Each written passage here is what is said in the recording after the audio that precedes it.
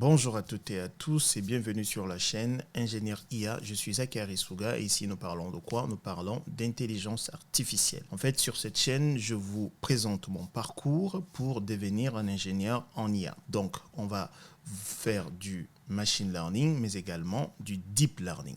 Donc ici, je partage avec vous mon parcours. Donc pour le moment, en fait, on travaille encore sur le langage de programmation Python. Par la suite, je travaillerai sur Git et GitHub qui est un système de contrôle de version. On verra les structures et les algorithmes. Et après, le langage SQL, incontournable, les mathématiques. On ne peut pas y échapper en ce qui concerne le monde de l'IA. On verra comment préparer et visualiser nos données. La préparation se fera avec Panda, NumPy, et la visualisation se fera avec Matplotlib. Donc par la suite, on va implémenter nos modèles de machine learning avec du scikit-learn et du deep learning. On va utiliser PyTorch principalement, un peu TensorFlow. Et après, pour permettre d'autres personnes d'interagir avec nos modèles, on va utiliser Streamlit. Et après, on verra du Docker. Et par la suite, ce qu'on va faire, c'est on va créer une société et on va mettre en place une solution et on va voir en fait, on pense créer une start-up et je vais vous montrer ce parcours-là également. Voilà, si les thématiques abordées sur la chaîne vous parlent, vous vous abonnez, vous cliquez sur la cloche de notification, comme ça on fait le parcours ensemble.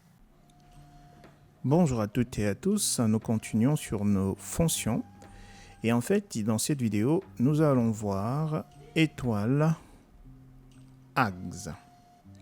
Alors, en Python, étoile Ags est utilisée dans la définition d'une fonction pour permettre à celle-ci d'accepter un nombre variable d'arguments positionnels.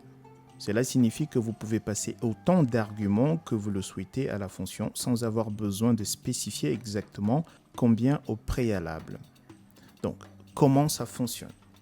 Donc, comme je l'ai dit, arg permet de passer une séquence d'arguments comme une liste ou un tuple à une fonction.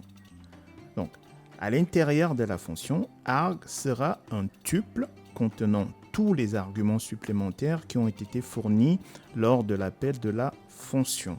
Par exemple, on peut définir une fonction comme ceci. Def, on va refaire notre somme. Cette fois-ci, on va lui donner comme paramètre axe ceci. Alors, je répète, je l'ai déjà dit dans la précédente vidéo. Lorsque vous définissez votre fonction, ce que vous mettez entre parenthèses, ça s'appelle, ici en fait, ce que vous mettez ici, ça s'appelle des paramètres.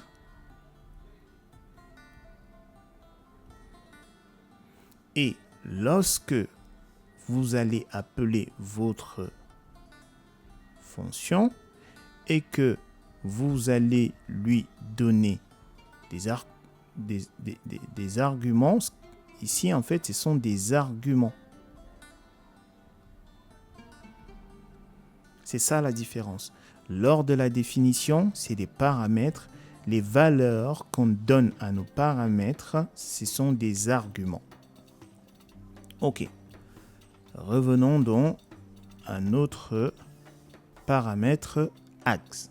Donc, ici, on est en train de définir, du coup, une fonction qu'on donne ce paramètre-là. Alors, de manière générale, on utilise toujours ce mot-là. Mais vous pouvez également faire ceci, nombre.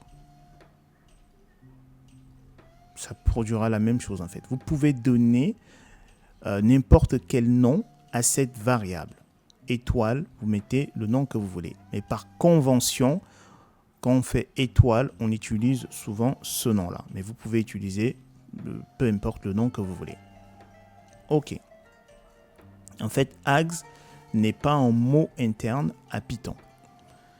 Donc, si on fait somme, et on lui donne notre paramètre là, et on lui dit return, on va utiliser la fonction somme de ags.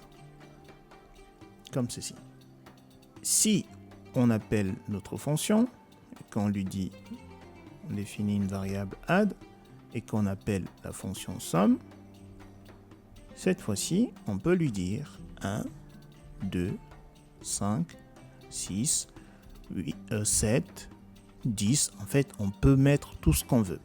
Le fait qu'on a utilisé ce paramètre-là, ça nous donne la possibilité de passer n arguments. Et là, il va nous faire la somme de tout ceci. Donc là, c'est 17. 17, ça fait 23. Ça fait 28. Ça fait 30, 31. Donc, en fait, il nous affichera 31. Regardez. Ici, pour faire l'addition, là, j'ai utilisé la fonction somme.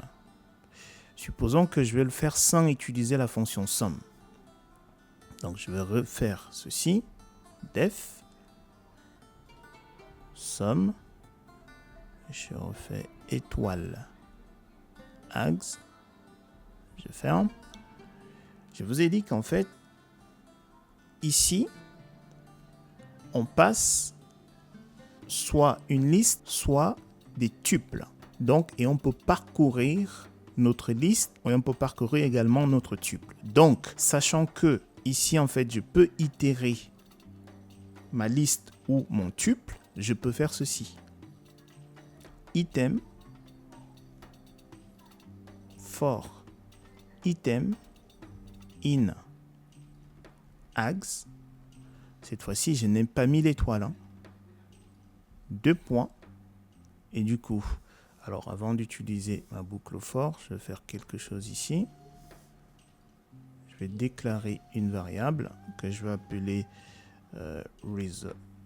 résultat égale à 0. Et du coup, je vais faire for item in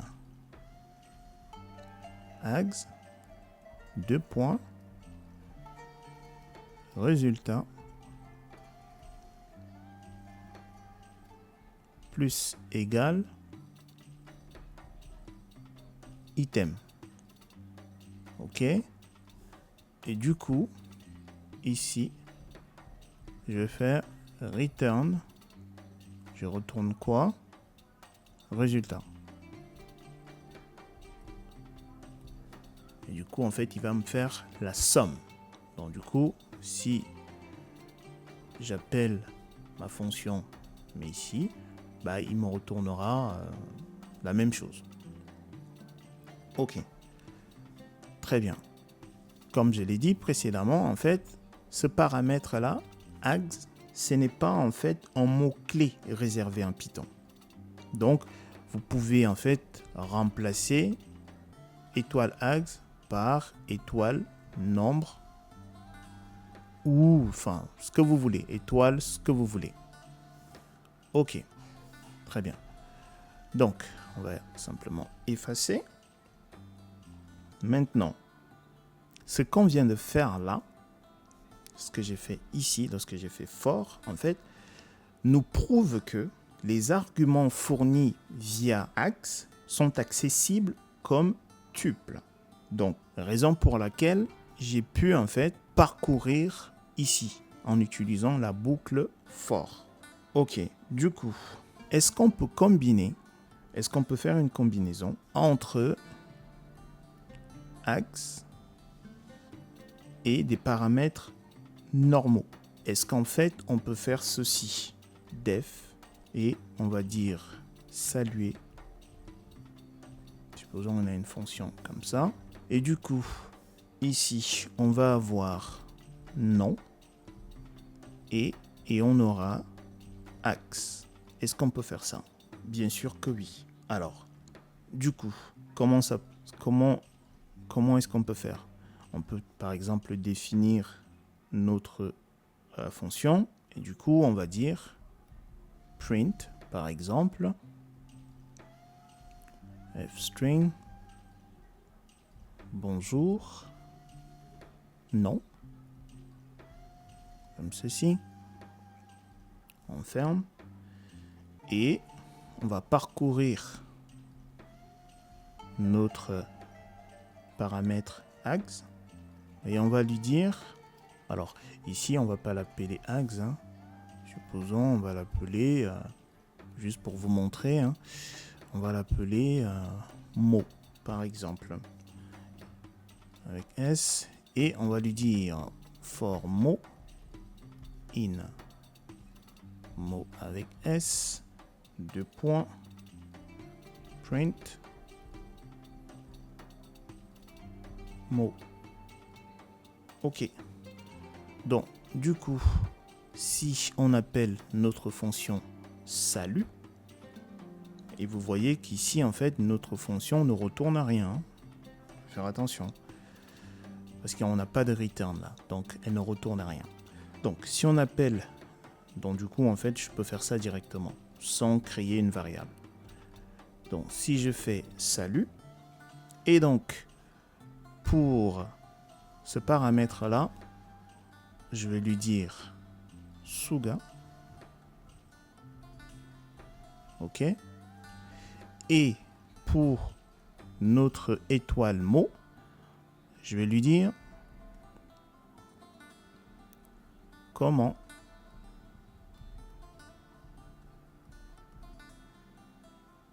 ça va. Voilà. Du coup, ici, il va nous afficher quoi? Il va nous afficher bonjour Suga. En fait, c'est ce qu'il va afficher ici. Bonjour Suga. Et du coup, il va parcourir les mots là. Donc, c'est ça les mots ici. Donc, il va parcourir. Donc, il va dire bonjour Suga. Et après, il va afficher comment ça va. Voilà. Donc, après, il va afficher comment. Après, il va afficher. Je l'ai mal écrit. Donc, après, il va afficher comme ça. Voilà, c'est comme ça qu'il va faire. Quelle est l'utilité de ce paramètre? En 1, c'est la flexibilité.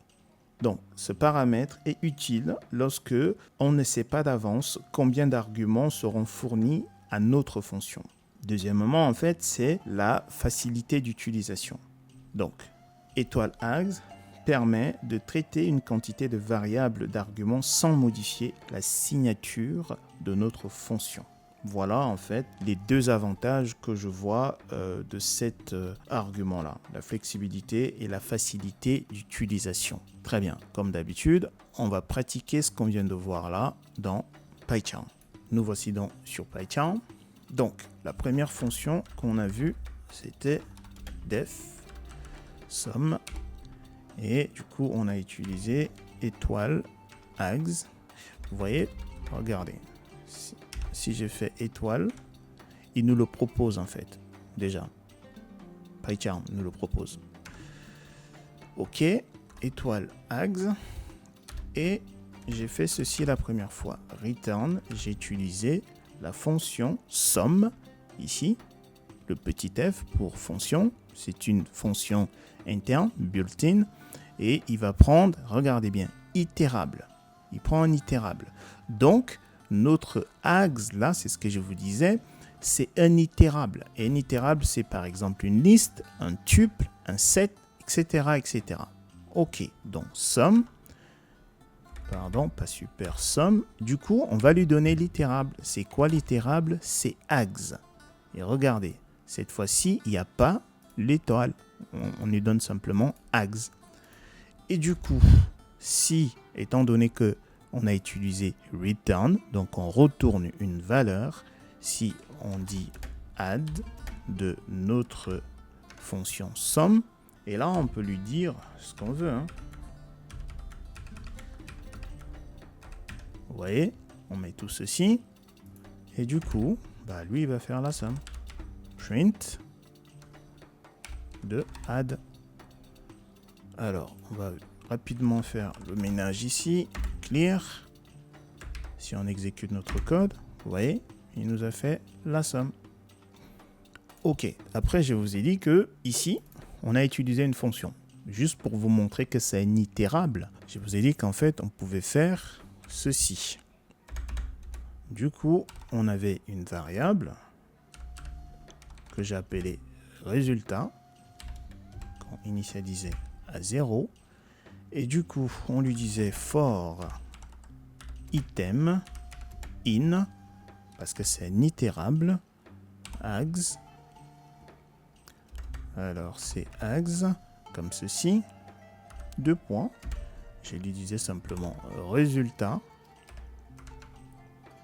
Voilà, plus égal, ça on l'a déjà vu également, égal quoi? Item, ok. Et du coup, on retournait return résultat. Ok. Du coup, si on a à nouveau notre variable add et que on dit somme et on va dire 4, 8, 6, 9. Ok. Et on dit print de add et on va exécuter. Voilà, 27. Ouais, j'ai bel et bien itéré ceci. Ok, cool. Donc là, c'est bon. Maintenant, qu'est-ce qu'on a vu d'autre? On a vu que ce mot-là n'est pas un mot interne à Python. Autrement dit, on peut lui donner n'importe quel nom qu'on veut en fait. Donc, du coup, on va effacer ça. On a donc vu également que on pouvait associer une variable, on va dire normale, à notre paramètre. Enfin, on pouvait associer un paramètre normal à notre paramètre étoile ags. Donc, je m'explique. Si on a vu def saluer, et ici, en fait, on pouvait dire non est un paramètre normal et étoile, regardez cette fois-ci, j'ai utilisé étoile mot.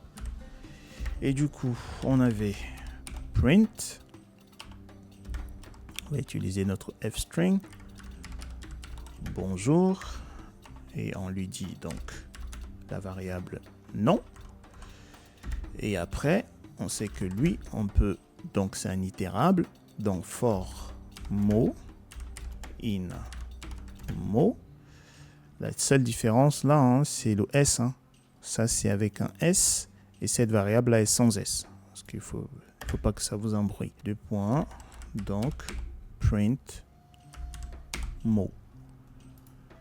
Ok. Et du coup, étant donné qu'on ne retourne rien, donc j'ai pas besoin de déclarer une variable pour faire appel à cette fonction. Je peux l'utiliser directement. Je peux directement faire ça. Et donc, dans nom, je lui donne Suga. Et dans mot, ici, je vais lui donner quoi? Et on avait comment, virgule, ça va.